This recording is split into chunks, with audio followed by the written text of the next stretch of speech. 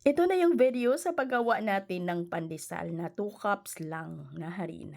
Ito yung pandesal na nasunog sa first luto natin sa ginawa nating improvised oven na lata ng biskwit. Siyempre gumawa ako ng bago para naman na maipakita ko naman sa inyo yung maganda naman na hindi naman sunog. Kaya gumawa ako ulit. So gumawa lang ako dito ng 2 cups ng ating harina. Pwede naman kayong gumamit dito ng all-purpose flour at lagyan ng yeast, asin, mantika at light brown sugar. At naglagay ako dito ng tubig lang.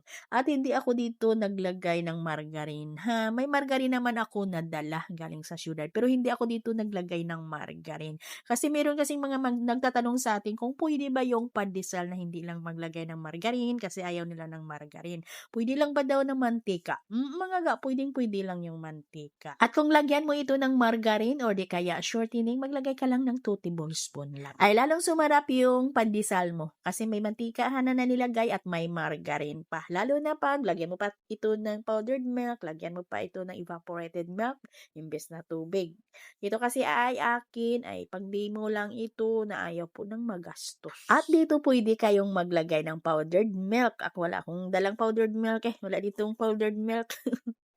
Pwede niyo itong lagyan ng powdered milk at pwede talaga kayong gagamit ito ng evaporated milk. 2 tangkay or ano ba yung tawag dyan or 2 paklang lang yung nilagay ko na ating fresh malunggay. Kasi pangit din pagdamihan ito ng malunggay.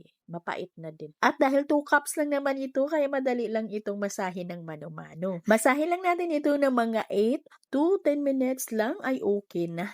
At diretso na natin itong putulin para hindi din mangamoy yeast or hindi mangasim yung ating dough. Bali, isang proofing lang po talaga tayo dito. Isang paalsahan lang. At ito 8 piraso na tinapay na toasted. Bali, durugin natin ito ng pino para ito yung gagawin natin na bread powder or breadcrumbs. Dito natin ipagulong yung ating mga pandesal. At pabilog lang yung pagfigura ko dito sa ating pandesal para mas madali lang din sa inyo. At yung ating 2 cups na harina ay pinutol ko lang ito sa 12 pieces lang kasi ay 12 piraso lang naman yung magkasya dito sa ating tray. At palsahin ko lang ito ng 1 hanggang 2 oras bago natin lutuin. At 2 oras ko lang ito pinaalsa. At lutuin na natin dito sa ginawa nating improvised oven sa lata ng biscuits at ito'y mainit na yung ating oven ha, na yung ating improvised oven.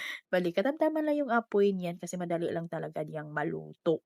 Ay, tansyahin lang talaga natin yung apoy. Tansyahin lang talaga din natin yung time. Ito naluto ko ito sa mga 12 minutes lang. Sa ito yung katamtaman yung apoy ko. At yung baga natin dito ay itaas at ilalim. Sa ibabaw at sa ibaba yung ating baga. At hindi ito amoy usok ha.